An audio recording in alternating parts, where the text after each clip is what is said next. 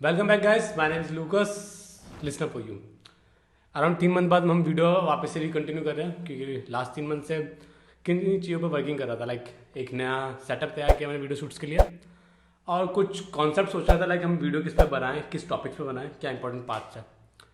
तो let's begin.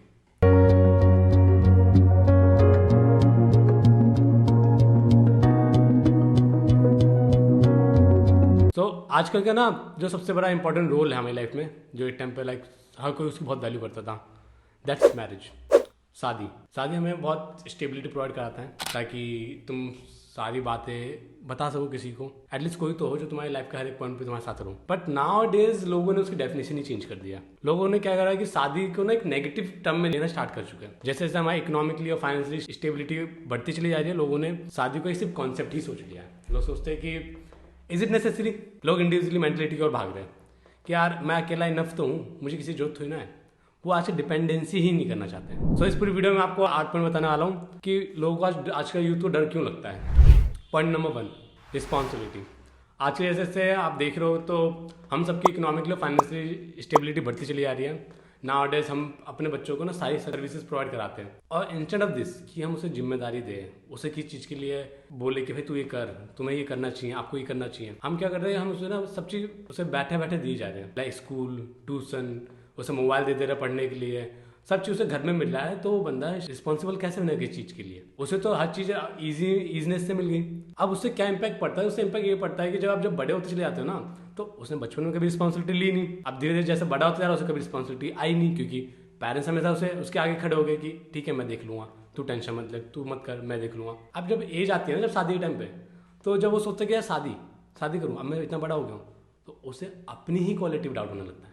क्या मैं इस लायक हो चुका हूँ कि मैं किसी की रिस्पॉन्सिबिलिटी उठा सकता हूँ? क्या मैं इस लायक हो चुका हूँ कि कोई आएगा और मैं उसे अपने साथ रख पाऊंगा और उसकी जितनी जिम्मेदारी है वो सब मेरी होगी? तो लोगों को ना डाउट होना स्टार्ट होता है, लोगों को फिर डर स्टार्ट हो जाता है। पॉइंट नंबर 2, री एंटिंग इन अ बॉन्ड। लाइक कई बार क्या होता है कि लोग ना बहुत रिलेशनशिप में रहे होते हैं, उनकी लाइफ में एक रिलेशनशिप, 2 रिलेशनशिप, आजकल ट्रेंड है। जितनी ज़्यादा रिलेशनशिप लोग उतना तुम्हें सोचते कि अरे तुम तो बहुत बढ़िया बंदे हो, अरे तुम तो बहुत बढ़िया बंदी हो।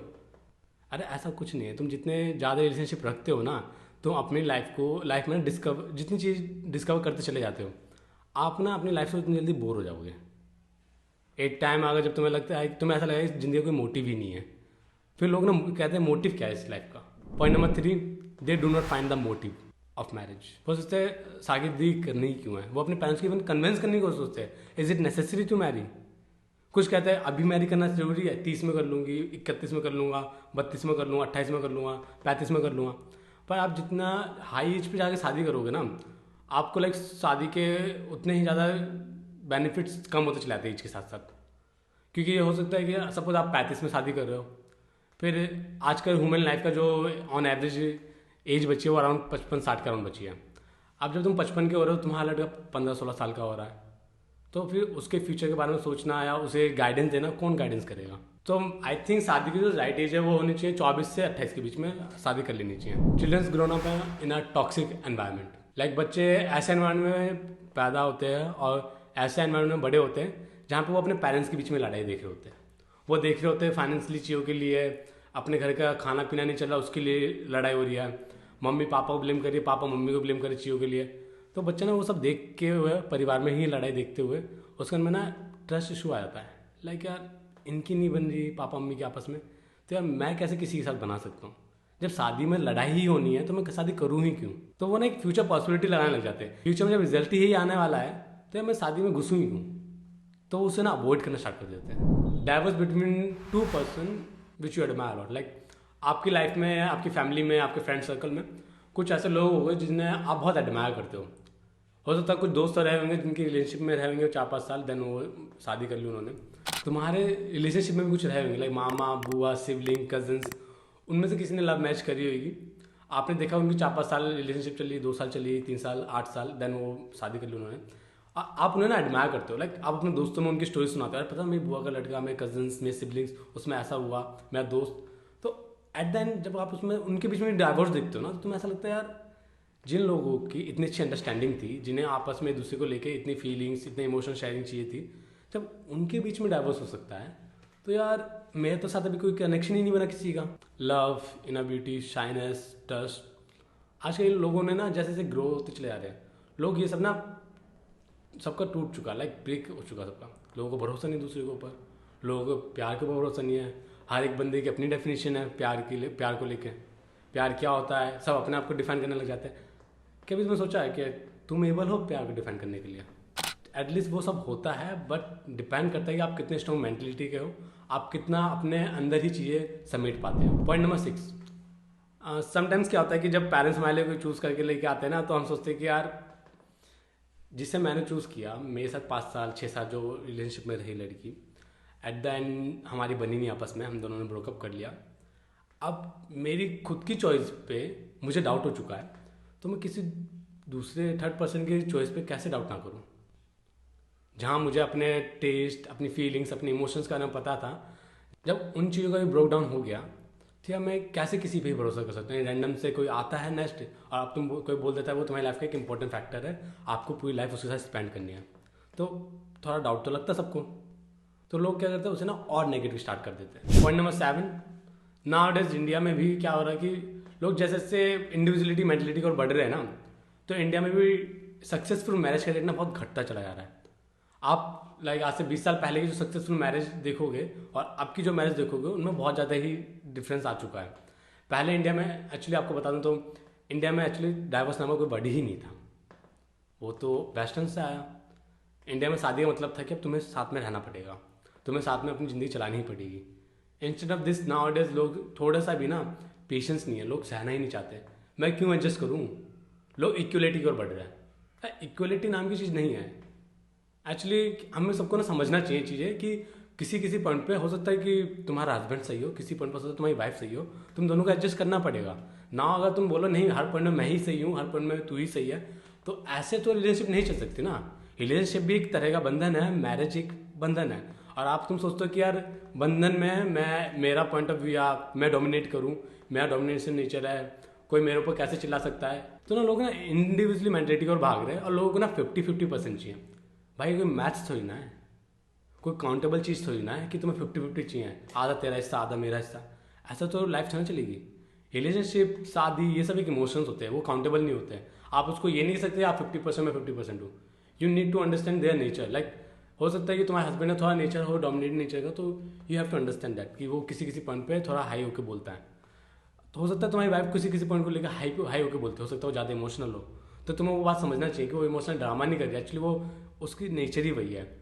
तो उसे तुम्हें इंस्टेंट ऑफ कि नहीं तू ड्रामा कर रही है, नहीं आप ऐसे में नहीं बात कर सकते मुझसे हाई पिच में, इंस्टेंट ऑफ दिस आपको समझना पड़ेगा कि ये नेचर है, उनका स्वभाव ही ऐसा है, तो आपको वहाँ पे एडजस्ट करना पड़ेगा। ऐसा तो नहीं कि हर बार एक ही बंदा डोमिनेट करे। कभी हो सकता है वाइफ डोमिनेट करे, कभी हो सकता है हस्बैंड डोमिनेट कर रहा, हो सकता है कई बार जब वो डोमिनेट कर रहा हो सकता है वो सही हो, बट आपको लग रहा गलत है। तो try to understand the thing and try to adjust your self. Point number 8, fear of commitment. लोगों को ना रिलेशनशिप में सबको आना है, चाहे वो एक छोटा सा बच्चा 10 साल का, चाहे वो एक 25 साल का बच्चा आदमी हो या 30 साल का हो। रिलेशनशिप में ना हर कोई आना चाहता है, बट लोग कमिटमेंट नहीं देना चाहते, लोग हक नहीं जताना चाहते।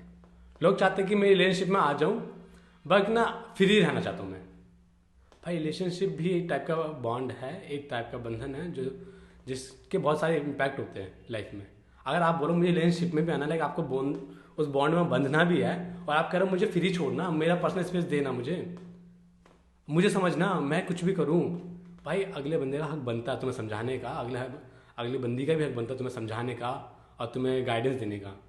इसका रिलेशनशिप में आए ही क्यों जब तुम एक दूसरे की नहीं सुन सकते? तो लोग शादी कर ही क्यों रहे जब तुम एक दूसरे की नहीं सुन सकते? तो और ये ना बस तब तक ही अच्छा लगता है लाइक जब तक आप 30 साल के हो, 30 से पहले जब आप फाइनेंशियल स्टेबिलिटी हो। सोचो कि अगर तुम 45 साल के हो जाओ, 40 के प्लस हो जाओ, तो तुमने शादी नहीं करी, 40-45 साल के हो चुके हो, और फिर क्या होगा? फिर तुम्हें पता रियलाइज होगा कि इंपॉर्टेंस ऑफ मैरिज, शादी कितनी जरूरी थी। So let's begin the positive point of the marriage. Is marriage necessary for life? Yes, actually शादी ना हमें लाइफ में एक बहुत अच्छा बैलेंस प्रोवाइड कराता है। लाइक आपको हर एक तरह के बैलेंस जो चाहिए होता है ना, वो एक शादी ही प्रोवाइड करती है, इमोशनली, मेंटली, फाइनेंशियली।